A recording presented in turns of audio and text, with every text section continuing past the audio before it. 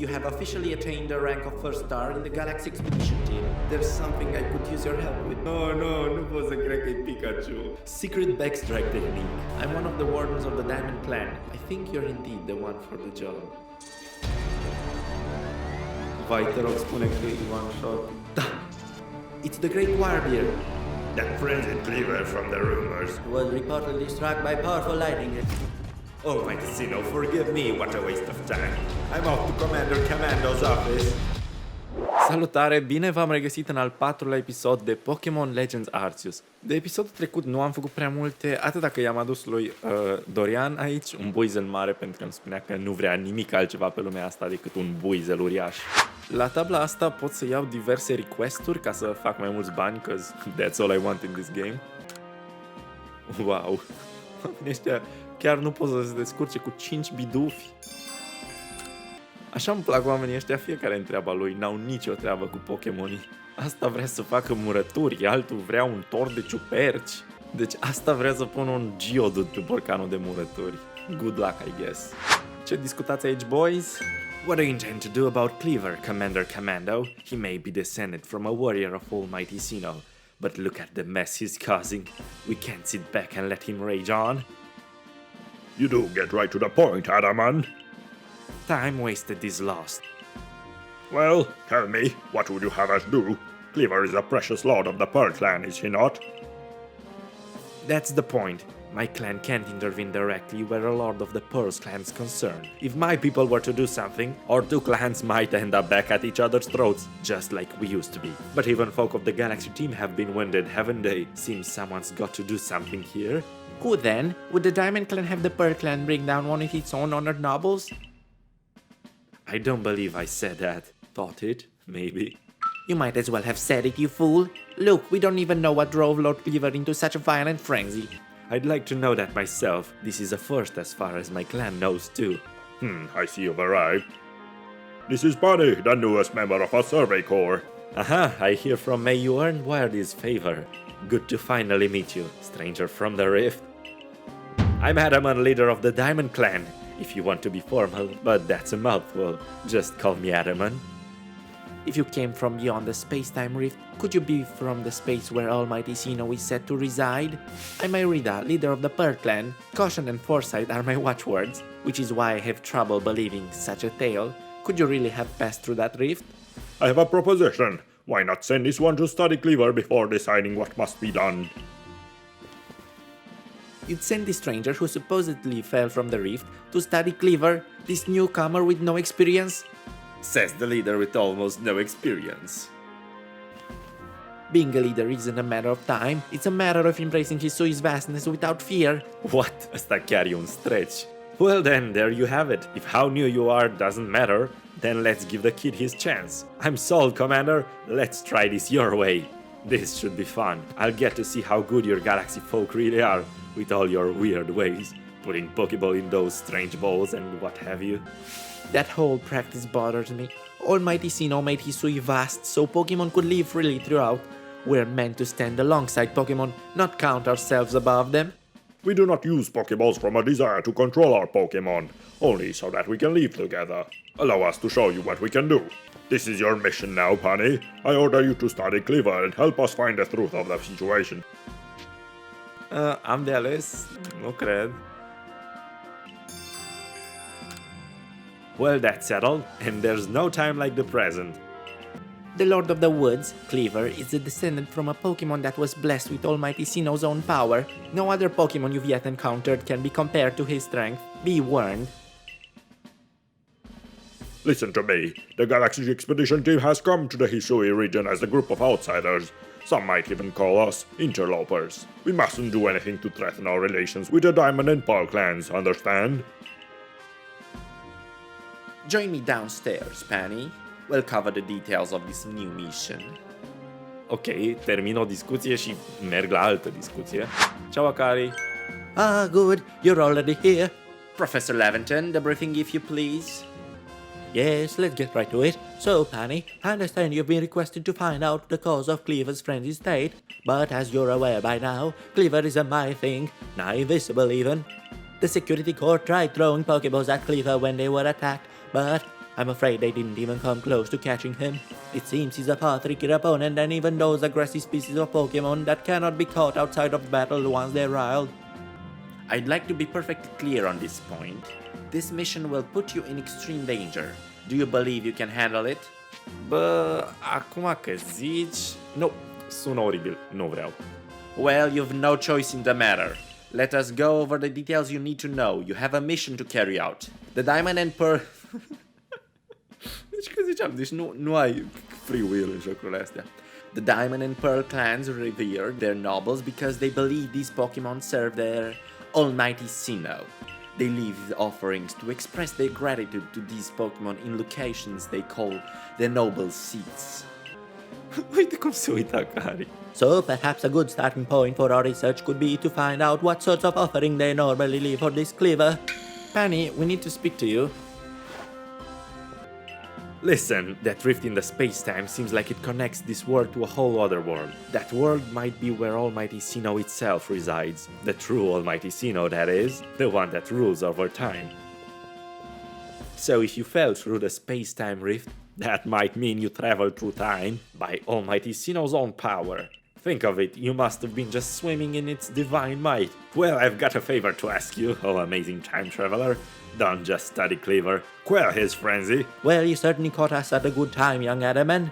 We were just discussing our next steps with regard to this whole Kleavor situation. Oh, you must be that Galaxy Team scholar I've heard about. Good to meet you, Mr. Professor. Share some of that knowledge with me sometime. Now let me elaborate a little. Those Pearl Clan types have a lot of respect for Kleavor. You heard his title, Lord of the Woods. I'm sure they'd rather get this under control too. But it's hard for them to come right out and ask those people of the Galaxy Team, of all people, for help. And the truth is, we in the Diamond Clan have a similar problem on our hands. A Pokemon dear to us off in the mountains has flown into the same type of frenzy as Kleavor. Now there's certainly bad blood between us and the Pearl Clan, but still, we've all got to share Hisui, and that means we ought to tackle our problems together. But there aren't many capable of standing up to such a powerful Pokemon. You're the best hope we've got. You'll find Kleavor at the Grand Tree Arena. That's in the very heart of the Heartwood. His warden is a boy named Leon. Leon is a brilliant child, but also a bit, well, sometimes brilliance can be blinding, you know? He'll tell you all about his beloved Kleavor, whether you wish him to or not. Anyway, I'm sure you're up to the challenge, so we'll be counting on you. See you later. He certainly left quickly once he'd finished talking. I suppose he really values his time. Adaman and I weren't wrong, you know. If you're to study and perhaps even quell Kleavor, you'd best start by visiting his abode. Our new Heights camp would be a handy place for setting out toward Grand Tree Arena, and you should stop by the pastures too. Bla bla bla, Akari, nu mai încerca să mă înveți. Efectiv, ai un Pikachu. Nu ai dreptul să-mi spui să-mi schimb echipa, ok? Echipa mea e cea mai bună echipă din toate echipele posibile. Nu vreau să aud pe altcineva că crede altceva. Ce mai vrei și tu? Domnul ăsta mă învață să-mi împachetez hainele. Ce frumos, păcat că-mi cere bani. Ar trebui să merg și poate să-mi antrenez puțin echipa înainte să mă bat cu cine știe ce boș. Kleavor ăla sună destul de nebun, deci, da. How are things, my good friend? Volo, dar tu de unde tot intri, ieși din oraș, nicio treabă. Eu cred că mă pândește după un copac și fix când am treabă mă oprește din drum. I certainly hope you're putting that secret backstrike technique I taught you to good use. Nu știu dacă am capturat ceva de atunci, nu cred. Either way, I have some super potions here just for you. Oh, think nothing of it. Having the Survey Corps out and about studying Pokemon is great for business, you know? Supporting you now is actually an investment in my own fortunes. Ok, merci. Cum poate să nu-ți placă de Volo? And now I must depart. There are ruins that are just calling to me. Yes, Volo, you are the greatest. Ciao, Res, vreau să merg acolo, cum îi zice, unde am fost. Oh, pot să-mi schimb echipa de aici, nu trebuie să merg în sat. Nu mai am atâtea Pokeball-uri. Ar trebui să capturez și un Geodude pentru doamna aia cu murături. Bun, l-am lăsat low. Chiar ar trebui să fac niște Pokeball-uri. Perfect. Unde trebuie să merg? Au, departe. Pot oare să sar? Nu prea cred, dar... Au! cumva n-a murit. E un starabe acolo. Vai, ce o să te distrug cu Shinx, bestia mea. Super efectiv. Ok, m-a lăsat mult mai low decât aș fi sperat. Știu că de-abia am plecat, dar cred că mă întorc să-i refac viața lui Shinx ca să nu moară. Dar cum ajung? Am sărit. Foarte deștept. Văd că poți să le evoluezi pe Starly. Aici tu decizi când îți evoluezi, dar nu vreau încă. Nu-i de niște parași ascunși. Nici nu știu ce așteaptă. M-am băgat cu amândoi în luptă. Practic mă lupt cu toți Pokémonii din jur. E și un Parasect acolo. Ar trebui să pot să-l bat. Nu-mi dau seama, are ochi roșii sau nu? Adică după muzică pare că e un alfa Pokémon.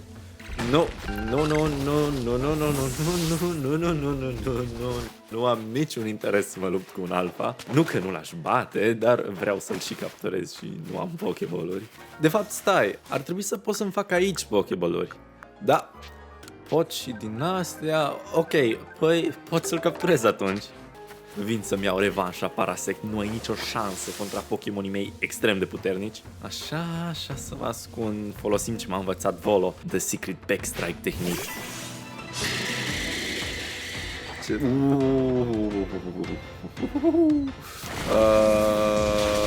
Ok, cumva am reușit să scap fără să moară nimeni. N-am idee cum, sunt prea bun, ce pot să zic. Am venit numai să mă odihnesc după o zi așa lungă și profitabilă.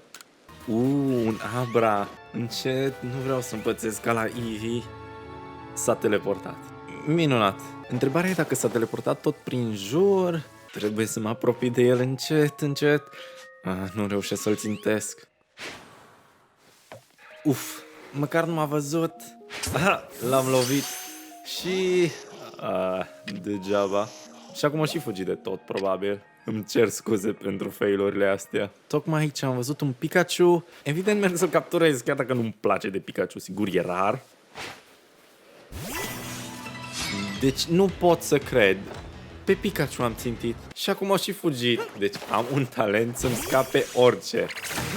Pikachu! Pikachu! Vrei să se bată cu mine? N-ai nicio șansă, Pikachu, ce vrei? Paralizează-mă, I don't care. Deci eu ziceam că playerii nu știu să se lupte, dar Pokémonii habar n-au ce le fac mișcările.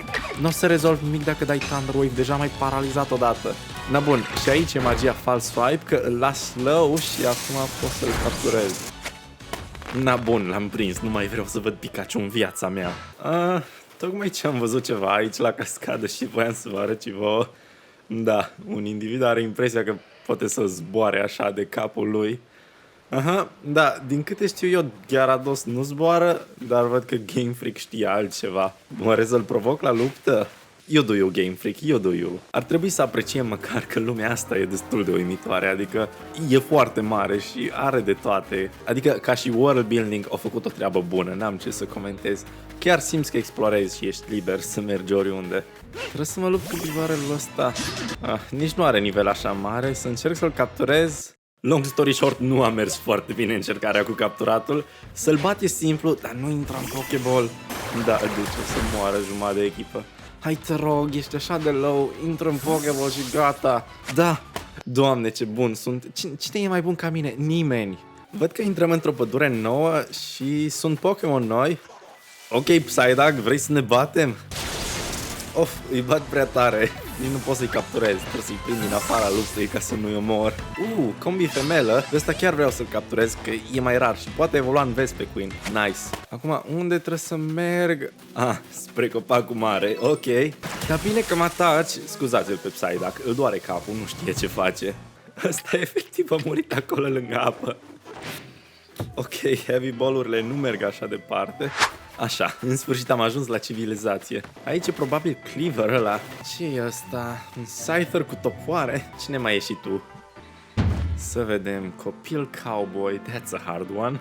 I'm leader of the Pearl Clan, the warden to Kleavor, Lord of the Woods. And yeah, I already deduced that you've come here to meet Kleavor. I'm right, ain't I? Course I can say it so clearly. After all, the powerfully awesome Kleavor has become even more awesomely powerful. Perhaps the strange Latin the other day was Almighty Sinnoh's divine power, but whatever it was, it struck my lord and left him imbued with awesome might. So I must turn you off, even if it pains me. It's too dangerous for y'all to meet Kleavor right now. Nimic nu-i periculos pentru mine, în afară de câțiva alfa Pokémon de level 30, dar în rest mi-e frică de nimic.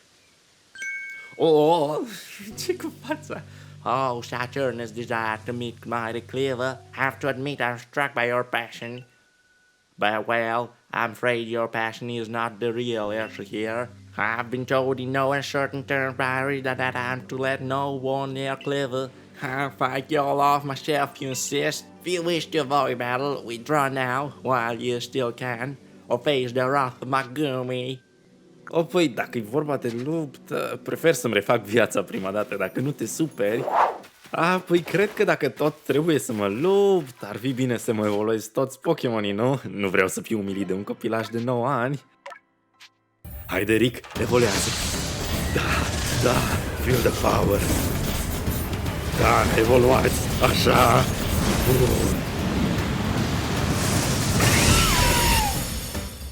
Ce rău arată Fuego acum. Ce să faci? Cine nu arată mai bine în tinerețe? Na, să te văd acum, Lien, la luptă. Nu o să ai nicio șansă, dar să vedem de ce ești în stare. Nu-mi pasă. You don't realize I'm turning you off for your own safety. How sad you are. Go Gumi and see if you can use some good sense over this foolish troublemaker. Oh, stai, nu. Gumi? Mi-am evoluat toată echipa pentru... Acum regret. Vai. Gumi, nici nu știi ce te așteaptă. Uite, îți dau o tură gratis. Încă te las să te răzgândești. Pentru că odată ce vine Shadow, nu ai nicio șansă. Vai. Deci îmi pare rău. Lian, vai. Am crezut că ești mai bun, ok? Nu m-am gândit că are doar un Gumi. How can this be? Oare? I may have been defeated, but my point still stands. It's too dangerous to meet Kleavor now. The only welcome you'll get if you approach him is a flurry of devastating blows. Normally, I'd simply try making him an offering, a nice ship helping his two favorite foods, served out with respect by his loyal warden. This may, of course, is usually enough to please him and soothe the prickliest of moods. But even I, Kleavor's loyal warden, can't get close enough to give no offerings now. Not with the way Kleavor's rampaging around in the muck. There's nothing that an outsider like you can do. The ancestors of Kleavor, Wiredeer and a cohort, drew on Almighty Sinnoh's own power to protect Pokemon and people alike, so it's said. It's by their grace that our clan, that any of us, still lives in vast Hisui today. Arita, what are you doing here? Team Pearl e formată doar din copii. Copii obsedați de cât de mare e regiunea asta. As you say, Kleavor's grown stronger, but I'm afraid that strength possesses a problem for us. If he was indeed struck by that lightning, could the balls have been sent by the false Sinnoh that the Diamond Clan bows to? Kleavor's means so much to our clan. I'd hoped we could bring this situation under control ourselves, not throw our hands up and ask some outsider for help. But we must save Kleavor from this frenzy. Every moment it continues, the danger grows. If more people and Pokemon are attacked, it will lead to conflict with both the Diamond Clan and the Galaxy team. You, stranger from beyond the sky, tell me, could your Galaxy people actually fix all of this? Could an outsider actually find a way to quell our Lord's frenzy? Da, sunt multitalent, știi? Rezolv cam toate problemele pe aici, de la murături la ciuperci, orice! Very well. Lian and I will gather foods that please Kleavor in hopes that we might be able to get close enough to make him a proper offering. As for you, find a way to quell his frenzy, even if you must search every corner of the vast Hisui. Iar mă sună Arceus. Instant travel. Asta ar fi ajutat mult până acum. Deci acum trebuie să mă întorc. Am venit pretty much degeaba. Da, profesore, nici nu vrei să știi ce-a fost acolo. Good to see you, Pani. And how is your research into Kleavor going? Swimmingly, I expect. Nu am descoperit nimic. Oh, is that so? Now that's quite a tidbit. So a serving of his favorite foods will normally make Kleavor quite agreeable, is that it? I need to mull this over back at the laboratory. You should come along too, dear boy. Da, n-am capturat nimic, lasă-mă... Oh, dar am strâns bani. Nice. So, according to the information you were able to learn from Irida and Leon of the Pern clan, where this is the normal course of events, that frenzied Kleavor would be calmed by a nice serving of his two favorite foods. I do wonder, is it possible that the aromas or some other components of this food might combine in a way that could not only calm Kleavor, but draw him back from his frenzy? But by your own report, even Kleavor's warden, who looks after Kleavor and knows him well, cannot approach him in this current state. It would be a fool's gambit to get close enough to offer him food. Give me a moment, if you would. I need some time to ponder on this. There ought to be something in my research now that can help us. Wow! Deci mă bucur, Levanton e în sfârșit useful. Nu doar stă și așteaptă ca eu să fac toată treaba. Fain așa, deși nu știu cum gândește el când stă și zâmbește așa. Oh, o găsit ceva? Eureka! We'll simply have to throw the food.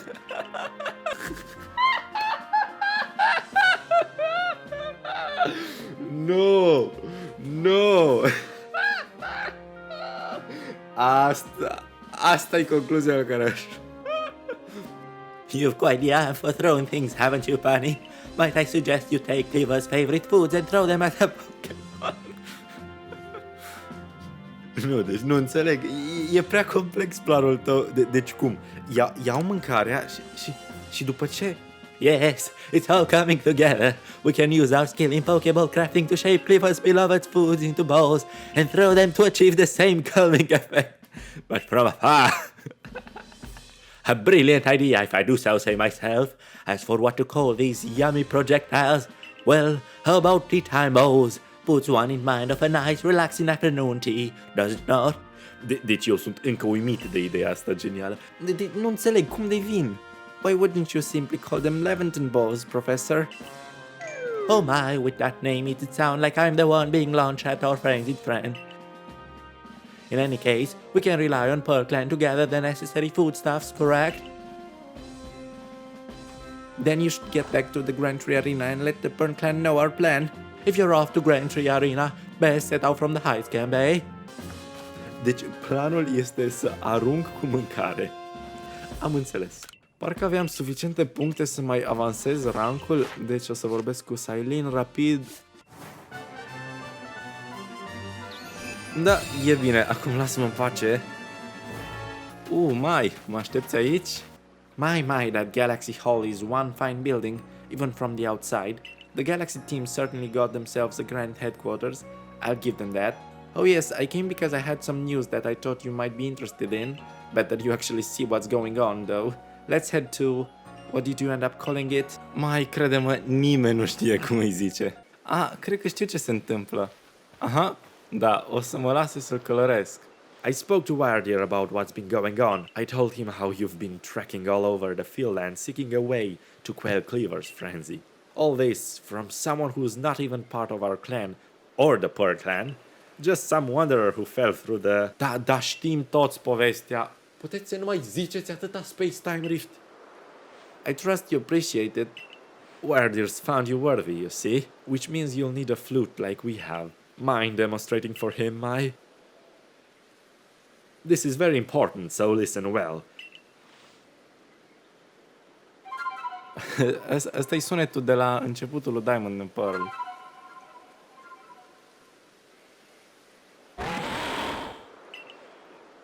That's a Celestica flute that Mai just played. It's a precious tool that can be used to call Wardir so you can ride upon him. It's said the Celestica flutes were gifts from Almighty Sinnoh itself, and now this one's yours.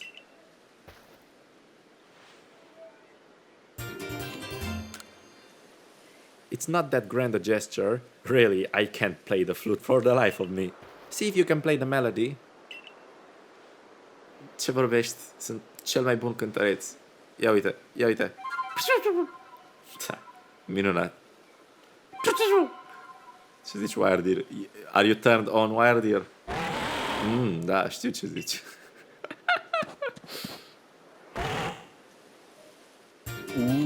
Mind plate. Mersi.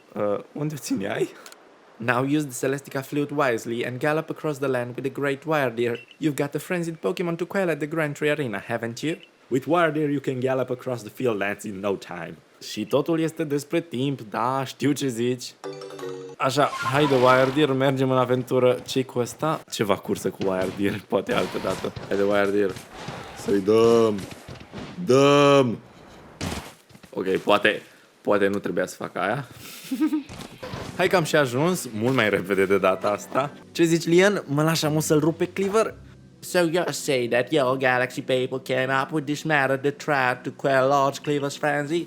Aha, deci stai să zic. Nici mie nu mi-a venit să cred. What? You'll mash up Kleavor foods into balls so you can throw offerings at him? Genius! Și eu am fost la fel de uimit la început, crede-mă. Well, that's quite an unorthodox approach.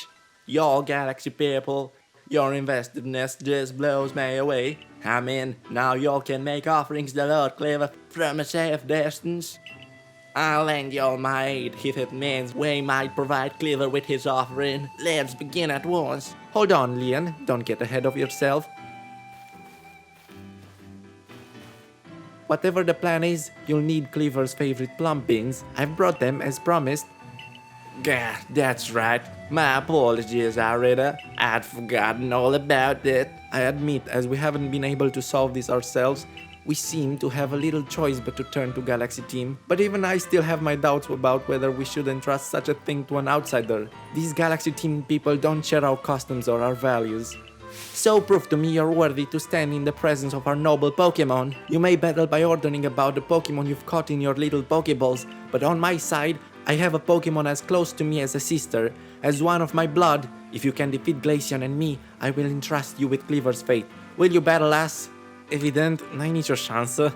Then allow Glaceon's true strength to chill you to your depths.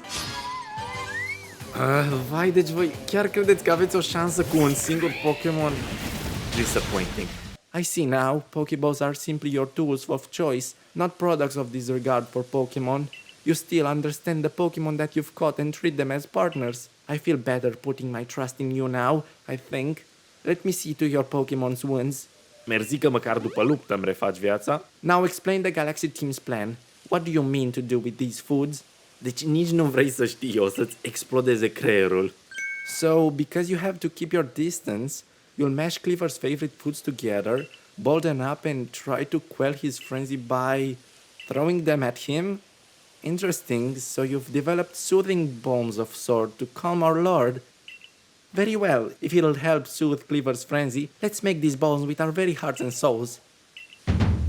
They're a veritable mountain of bombs that should play as Kleavor, if anything can. Now then, ready yourself, and I'll summon our mighty Kleavor, Lord of the Woods. I was born ready. As am I. Tu taci din gură că de-abia te-ai născut. Oh, mighty Kleavor, Lord of the Woods, though it ain't yet the time of ceremony, we have prepared an offering on your favorite things. Benevolent Lord who works his might between the heavens and earth, we offer our gratitude and defeat you. Reveal yourself to our eyes. Listen well, Pani. Keep your focus on Kleavor. Dodging will be vital. Try to avoid his moves as you're throwing the bombs. Ok. Și a venit Kleavor? Unde e? Oh, dude, nu. Oh, Kleavor! Oh, ia uite-l. Rapid băiatul.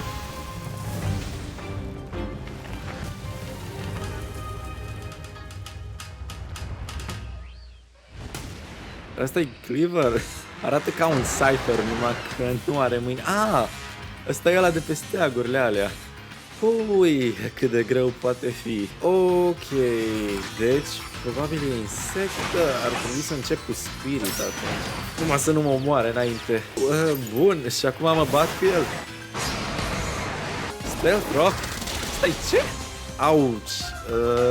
Ok, deci aparent e și piatră. Dar stai, Stealth Rock nu ar trebui să dea damage. Stealth Rock doar pune niște pietre la picioare și atât. Următorii Pokémon o să piardă viață. Deci sunt confuz. Poate n-a fost dar avea o idee bună, dar măcar... Da, s-a descurcat mult mai bine decât mă așteptam. Dă-i tu Shadow un quick attack. Bun, și acum dau cu astea. Păi și acum ce?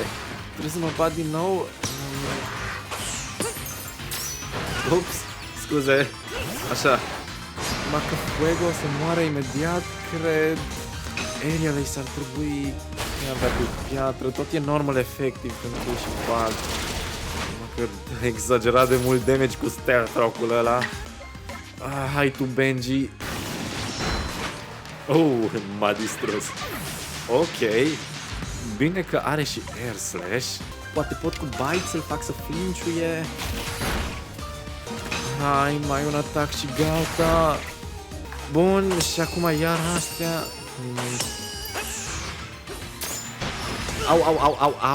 Au. Cred că ar fi o idee să-mi refac viața cu niște poțiuni, că nu mai pot să-l bat odată. Așa, Günther, Spirit, Fuego. Nu mai refac și pe Benji, că nu pare că o să mă ajute. Da, bun, hai acum, ultima luptă. Deși, cred că aș putea nici să nu mă lupt, doar să arunc cu mâncare. Nu știu, parcă prefer când se luptă Pokémonii, dar asta e aceeași luptă de 3 ori la rând. Dar bun, văd că Shadow e cam cel mai useful aici. Dar Kleavor trișează, că folosește mișcări care au total alt efect. Na bun, hai că gata. L-am distrus.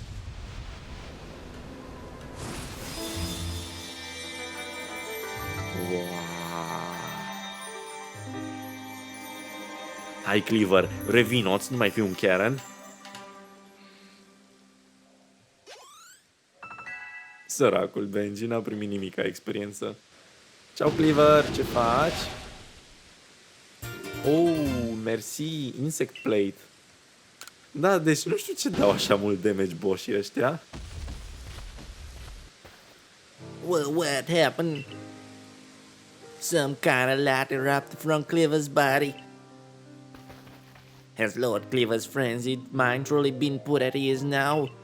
Does this confirm that the strange lighting was to blame for Kleavor's unnatural power? Da, asta nu se știa deja. Well, this is what I think, after all we've seen. We know strange lighting came from out of the space-time rift the other night. Those bolts must have struck Kleavor and driven him into his frenzy after all. The lightning came from the space-time rift. But if Almighty Sinnoh really does dwell beyond that space-time rift, then the strange lightning, it indeed was Almighty Sinnoh's power. Then were we even right to try to interfere? I happily went along with this plan to create some bombs, as I knew what I was doing, like some toothless fools. Calm yourself, Leon. Remember that the Lord of Woods has long been our protector, keeping the Pearl Clan safe from dangerous Pokemon that might harm us. Would power sent by the true Almighty Sinnoh have driven Kleavor to turn on us and attack people and Pokemon indiscriminately? I doubt it. What Pani accomplished just now, it needed to be done. I'm glad we could settle this without further strife with the Diamond Clan or the Galaxy team. If you come across other Pokemon in the grip of this painful frenzy, please help them. Yes, fine. I apologize for becoming briefly incomposed. I'm grateful for what you all done for my lord. Please take this, on behalf of the Pearl Clan. Consider it my apology for having spoken rudely to you earlier, and a token of my thanks. Ce-mi dai? 3 citrus berry. Nu e rău, probabil singurele berry-uri decente. And it seems we've settled things here. Though between y'all and me, I didn't mind saying Lord Kleavor in such a frenzy again. He was fearfully strong after all. Bun, eu cred că e suficient pentru episodul de azi. Vai, ce oribil o să fie videoul ăsta de editat. Înregistrez de peste 2 ore, cred. Anyway, mulțumesc mult de vizionare. Lăsați un coment cu Pokemonii voștri preferați, nu știu, ci că comentariile ajută la algoritm. Oricum, astea fiind zise, pa!